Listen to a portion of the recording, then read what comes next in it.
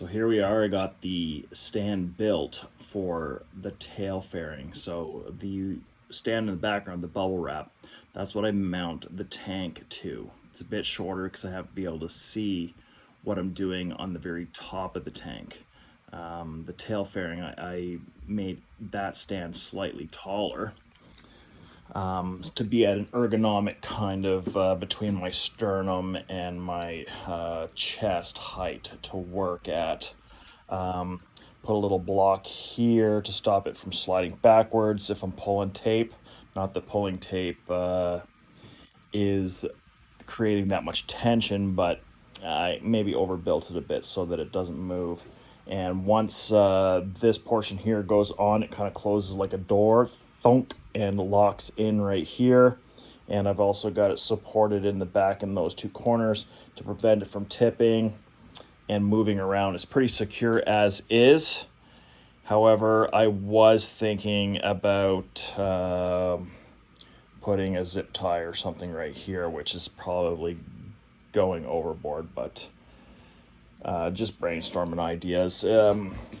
Building this stand was mental anguish. I didn't want to do it. I seem to be in this mood or mode right now where building these stands to get ready for pinstriping, because I don't know what I'm doing when it comes to painting or pinstriping or laying out pinstripes and coming up with designs like an artist. I used Chat GPT, or the kids did anyways, to come up with some tank design ideas. I don't like any of them. They're just Chat GPT.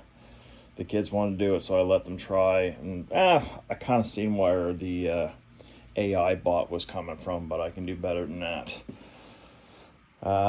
Yeah, so this one here is the tank stand. So I'm gonna go get the tank, and what I'm thinking of is getting the tank perfectly pinstriped the way I want, get the tail fairing perfectly pinstriped the way I want, and then when the day comes, the humidity's right, the breeze is right, everything's right, I close the garage doors, I ventilate, and I get down to airbrushing immediately after sticking those fine lines on, because the fine lines are under a slight amount of elastic tension, and if you leave them overnight, they peel off. If you yeah, they just peel off, so you got to redo your job. So that's where I'm at, building stands and redoing the pinstriping, and I think I'm gonna go for it. The front fairing, I'm wondering about right now whether I should bring that down here or build a stand or mount to the bike to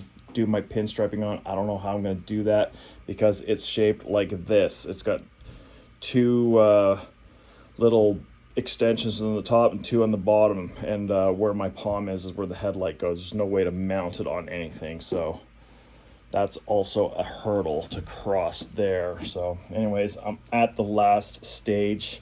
Everything is looking so sweet.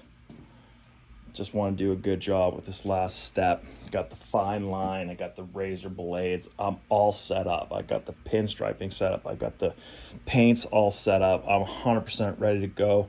Last couple of days is learning about primary colors all over again, from like when I was a child, and how to mix and make your different tones and your different colors. And there's so much to it that I'm like, am I even ready to do this? But I'm gonna give her a go. We'll see how she turns out.